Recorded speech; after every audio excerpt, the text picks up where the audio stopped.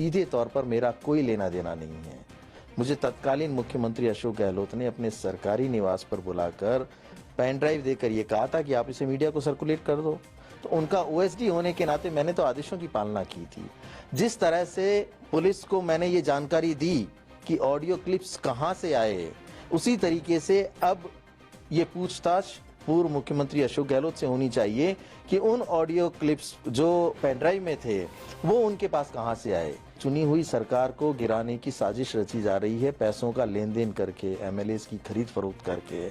तब ये बात वही बताएंगे, पूर्व मुख्यमंत्री इस बात का जवाब देंगे जब उनसे पूछताछ होगी कि वो ऑडियो क्लिप्स उनके पास जो आए उस पेन ड्राइव में वो लीगली इंटरसेप्ट थे या इलीगली थे। कि ये सारा घटनाक्रम जो फोन टेपिंग था, अब इसका बहुत जल्दी पटाक्षेप होगा और जो लोग शामिल थे, सीधे तौर पर जो लोग शामिल थे, निश्चित तौर पर कानून के तहत उनके ऊपर कार्रवाई होगी। इस मामले में दिल्ली पुलिस की जो क्राइम ब्रांच है उन्होंने कार्रवाई तेज कर दी है। आपकी गिरफ्तारी के बाद अब कई प्रकार की चीजें भी हो सकता है कि आने वाले दिनों में सामने आए, कई और गिरफ्तारियां हो। क्या पूछताछ हुई और क्या अब आगे का रहेगा आपका? देखिए, पहले तो मैं स्पष्ट कर देना चाहता हूं कल के घटनाक्रम को, क्योंकि मुझे लगता है काफी सारी भ्रांतियां एकदम से पूरे प्रदेश और देश में फैल गई कि ये घटनाक्रम क्या हुआ, कैसे हुआ।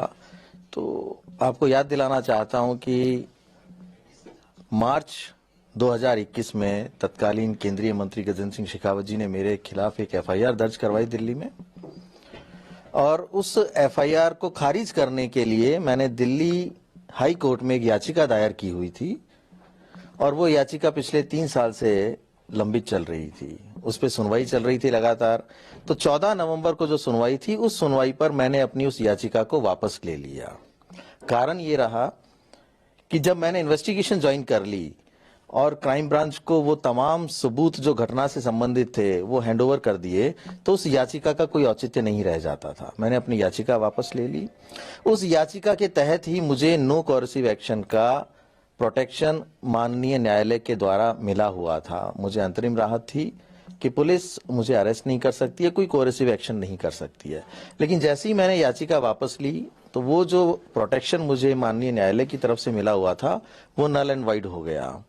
तो उसके बाद जिस तरीके की लगातार आशंकाएं चल रही थी, या एक जांच एजेंसी का जो काम करने का तरीका होता है, जिस तरीके से वो नियम के अनुसार काम करते हैं, तो ये संभावनाएं बनी रहती हैं कि गिरफ्तारी हो सकती है कभी भी।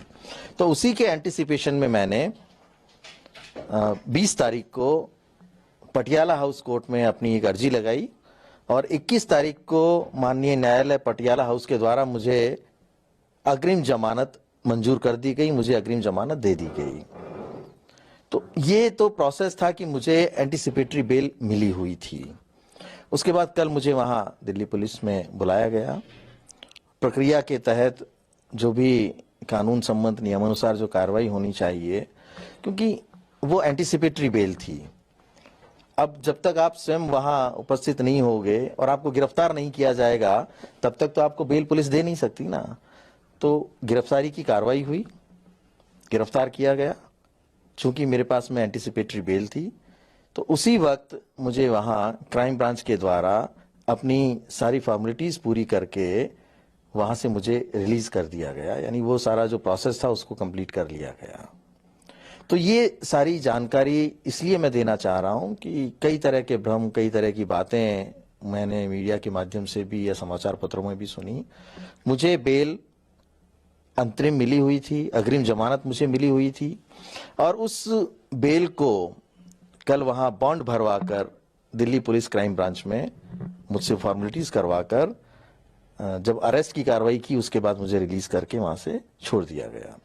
जो सवाल आपने पूछा कि अब आगे क्या होगा, तो निश्चित तौर पर मैं इस बात का विश्वास करता हूं और मुझे इस बात का भरोसा है दिल्ली पुलिस पर कि जिस तरह से अब जांच आगे बढ़ रही है, जो कार्रवाई लगातार दिल्ली पुलिस कर रही है, जो मैंने लिखित में स्टेटमेंट दिए हैं, जो मैंने सबूत दिल्ली पुलिस क्राइम ब्रांच को सौंपे हैं, उन सब की जांच पड़ताल कर आगे बढ़ा जाएगा। और जो आरोपी मुख्य हैं या जो कहते हैं ना कि जो शामिल हैं इस पूरे घटनाक्रम में, मैंने तो हमेशा से स्पष्ट किया है कि फोन टेपिंग मामले में सीधे तौर पर मेरा कोई लेना देना नहीं है। मुझे तत्कालीन मुख्यमंत्री अशोक गहलोत ने अपने सरकारी निवास पर बुलाकर पेन ड्राइव देकर यह कहा था कि आप इसे मीडिया को सर्कुलेट कर दो। तो उनका ओएसडी होने के नाते मैंने तो आदेशों की पालना की थी।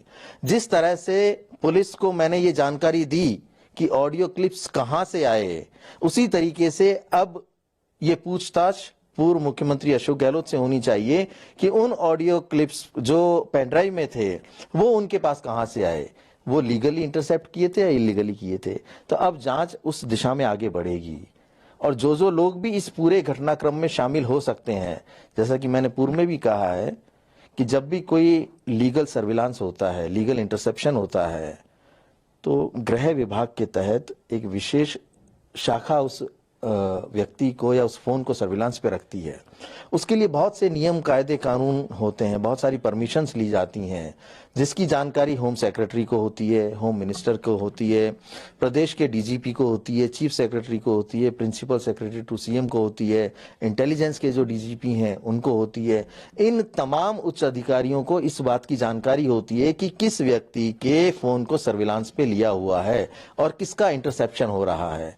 तो ये तमाम लोग जिन्होंने उस ऑडियो को इंटरसेप्ट करके मुख्यमंत्री तक पहुंचाया होगा या मुख्यमंत्री के आदेशों पर किया होगा, तो ये सारी जितनी भी जानकारी है या ये जो तमाम सवाल हैं, इनके जवाब इनसे पूछताछ में ही मिलेंगे।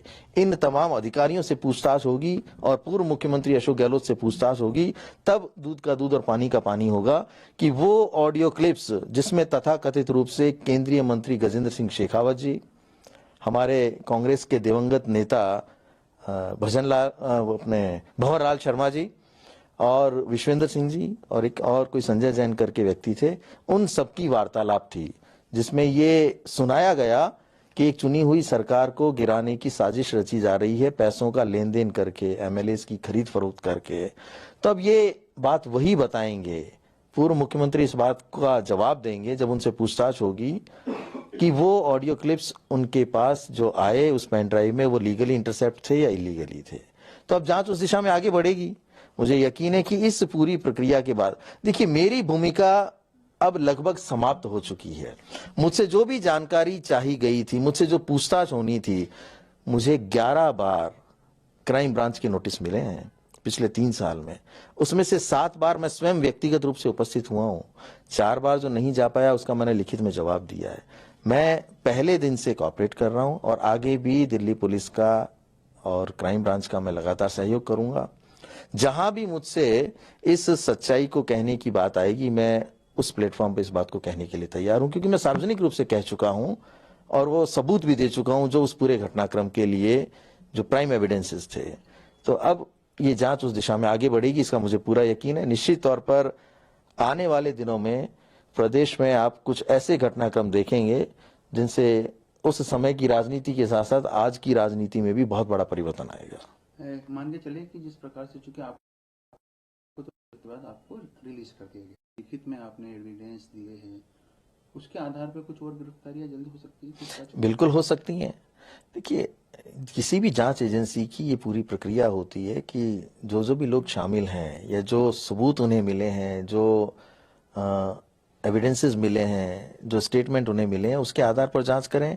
और जिन जिन लोगों का नाम लिया जाता है, जो लोग शामिल होते हैं, निश्चित तौर पर उनकी गिरफ्तारियां भी होती हैं, उनसे पूछताछ के नोटिस भी भेजे जाते हैं। तो अब वो किस दिशा में आगे बढ़ेंगे ये जांच एजेंसी के ऊपर निर्भर करता है। पर इस बात का आप यकीन मानिए कि ये सारा घटनाक्रम जो फोन टेपिंग था, अब इसका बहुत जल्दी पटाक्षेप होगा और जो लोग शामिल थे, सीधे तौर पर जो लोग शामिल थे, निश्चित तौर पर कानून के तहत उनके ऊपर कार्रवाई होगी।